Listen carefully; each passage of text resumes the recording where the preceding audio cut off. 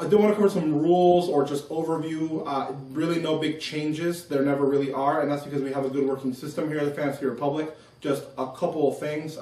Now that we have our draft order selection, we've decided we're going to break up into the divisions. We're going to have 2 divisions, 5 teams each. We're just going to grab the odd number picks and put them in one, and the even number picks and put them in the other side. So that'll put John, Jesus, Freddie, CJ, and Chan on Division 1, and that'll put Ricardo, myself, Aldo, Oscar, Zach, and Dan on the other side. So Dan hates me because he does not want to be in my division. He says we're in the same division every year. I don't agree. I think we alternate being off and on. I finished 3rd every year in fantasy baseball. I'm just throwing it out there that you finished 1st and I finished 3rd every year. Dude, why are you so sensitive? I want to at least be 2nd. Yeah, I want to be first loser sometime. All right, so after the show, we'll be posting that on the website. A few minor changes. You guys know we already have an expanded roster. We're going to have 1 extra bench slot this year. I think, if you remember last year, I think we had free agency almost the right number. I think we could fit it out a little more. There's only 10 of us drafting, so we want to make sure the draft is special and that we do our homework, we have good strategy. When you have too many good players in free agency, it kind of makes up for a lot of mistakes and makes it a little less skillful. I think we're almost at the right place, but I think 1 extra bench slot is going to make it right where it needs to be. I hope these guys agree. Yeah, 1 extra bench slot will do well for the league. With 10 teams, it'll definitely help take those players that you may have needed in free agency, or if any injuries, it'll give you a little bit more breathing room in that situation. And promote trading. I don't know what you're talking about. And we all know we like Freddie. We like trading. Freddie, I'm looking forward to you. I always trade Zach. You know, lay off a little bit, give a little love. Don't be so stingy. I'm kidding. But yeah, we're looking forward to that.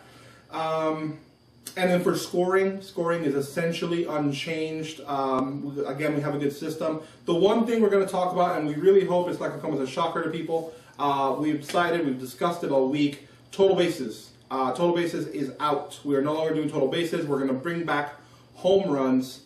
Sparked a little controversy, a little debate, but I think it went okay. We're missing our good buddy Oscar, who could not be with us right now. Big proponent of total bases. I don't think any one of us does not like total bases. I think we do. I think we just feel like it didn't change the dynamic enough. And personally, I'm kind of sick of. We were talking, CJ and I, about some side effects. CJ, you were telling us about what you thought about total bases. Yeah, well, with total bases, it seemed like a pretty good idea when we changed that first, but as the years have went by, and especially that I noticed last year, it just made some fantasy players more relevant than they should have been in the league, and we do not want to see that happen again this year. So we want to be a little bit more competitive, and we want the players that should be on our rosters, they're going to be there, and the players that shouldn't are going to be in free agency.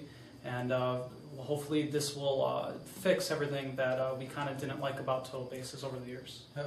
Chicks dig the long ball, right? Yeah, that's my story. I'm sticking to it. You had a good example of a player. Remember that Boston player or whoever that was? Marco Scutaro. Scutaro? I believe his name was Scutaro.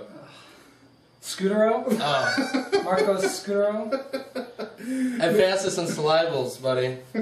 Indeed. So here's just an example, and you know what? No knocking that guy. I'm sure he's all right at what he does. He just so for a while there, he was creeping up the ranks of like really excellent fantasy players who just aren't that impressive real life. So it is fantasy. It's not real life. It's a little different, but we do want to promote as much as we can. The whole point of this thing is kind of identify real sportsmen and what's going on in MLB, and so we want to keep as close to that as we can. So I think home runs is back the way to go. We hope it doesn't change too much, but with acknowledgement to, like I said, Oscar and some of the others that you might be thinking this now, we will miss doubles. We will miss triples. We did like that about total bases. This is why we went to total bases. But I think we're going to be okay. As long as you know now, make your adjustments again.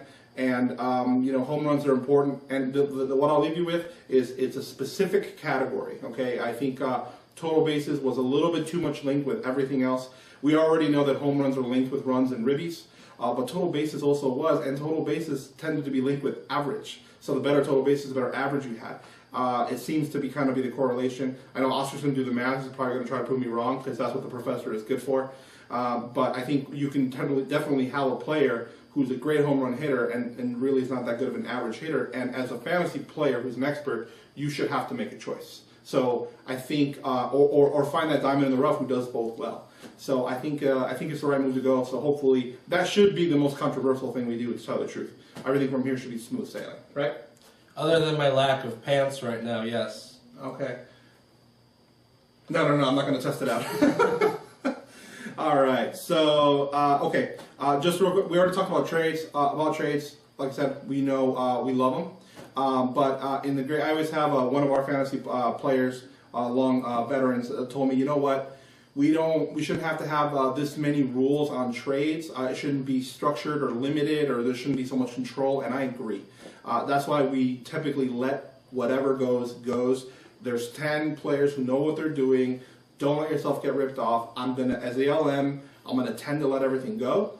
I'm only gonna stop to prevent true collusion, which really shouldn't happen with this group. There should be no control. I mean, it really, if two players can agree on something, you should be big boys. The rest of us will have to live with it. Other than that, I think that's all I had to say about that. You know, trades, yeah, okay, Yeah, seems fair. Okay, the draft, same deal, 90 seconds per pick. We are going to try to have an events-free draft like we always do. We seem to always have some sort of phenomena happen, and we're taking back stuff and pausing the draft. We really don't want to do that. We don't like doing that.